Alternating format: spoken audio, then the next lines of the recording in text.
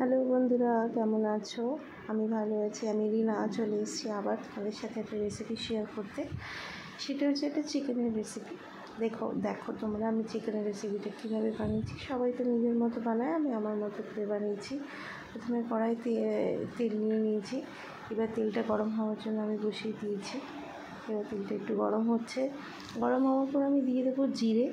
হ্যাঁ, আপনাদের একটা কথা বলে রাখি, আমি চিকেনটা ম্যারিনেট করে রেখে দিয়েছি 2 ঘন্টা আগে, সেটা দেখানো হয়নি। সেটার মধ্যে আমি পেঁয়াজ, আদা, রসুন, অল্প একটু ভিনেগার দিয়ে আমি চিকেনটাকে সুন্দর করে ম্যারিনেট করে ফ্রিজে রেখে দিয়েছিলাম। দেখতে পেলেন, এই দেখুন চিকেনটা এইভাবে আমি ম্যারিনেট করেছিলাম।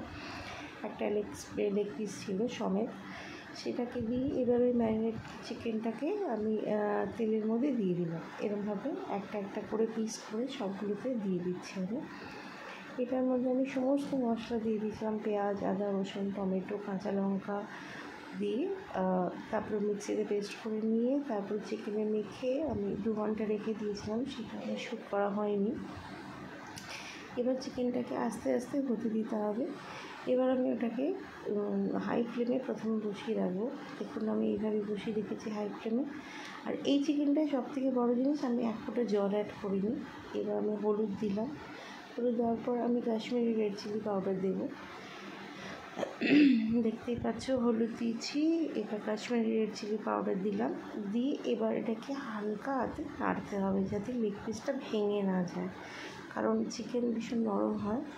বেশি ফ্রাই করলে বা বেশি ওভার কুক হয়ে গেলে চিকেনের গায়ের থেকে কিন্তু চিকেনের হাড় থেকে মাংসগুলো বেরিয়ে আসে। যার জন্য আমি বেশিক্ষণ ওটাকে নাড়াচাড়া করিনি। এবার নুন দিয়ে দিলাম। নুন দিয়ে এবার আমি সামান্য জিরে ধনে গুঁড়ো দেবো, দিয়ে ওটাকে ঢেকে রেখে দেবো।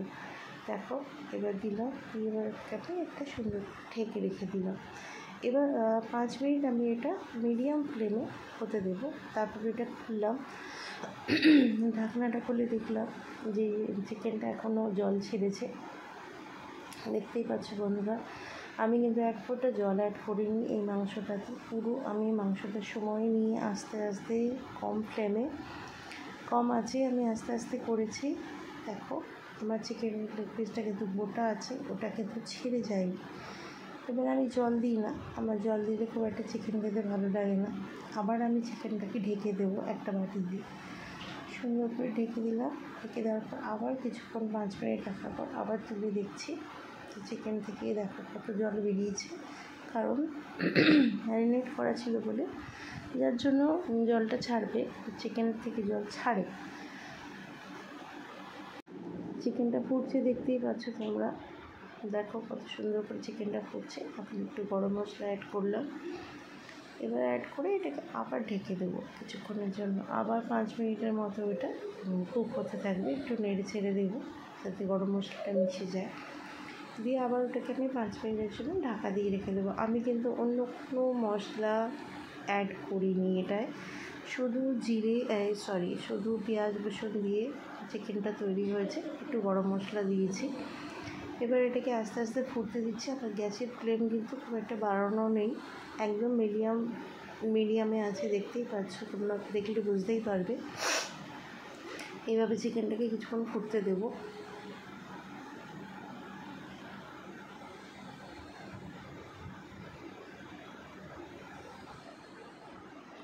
দেখো বন্ধুরা, চিকেনটা ফুটছে।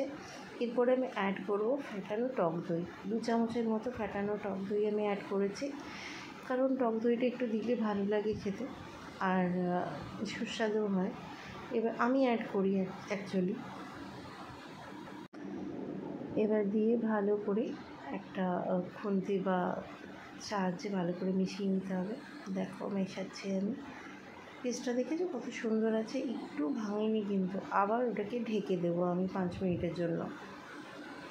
ঢেকে দিলাম। 5 মিনিট পরে আবার তুলে দেখছি আমি যে বাটিটা খুব গরম হয়ে গেছিলো, আমি নামাতেই পারছিলাম না, ভীষণ হাতে লেগেছিলো আমার। এবার তারপরে দেখো ফুটছে, কত সুন্দর তেল ছেড়েছে, কারণ যেহেতু দই দেওয়া আছে, ম্যারিনেট করা ছিল। চিকেন আমার অলমোস্ট ডান। তা ভিডিওটা ছেড়ে যাওয়ার আগে পুরো স্কিপ না করে ভিডিওটা দেখবেন বন্ধুরা। ছেড়ে যাওয়ার আগে একটা লাইক কমেন্ট শেয়ার অবশ্যই করে যাবেন। Thanks for watching. পুরো ভিডিও দেখার জন্য অনেক ধন্যবাদ। আমার চিকেন ডান। দেখুন chicken already served. Thank you so much for watching. Bye.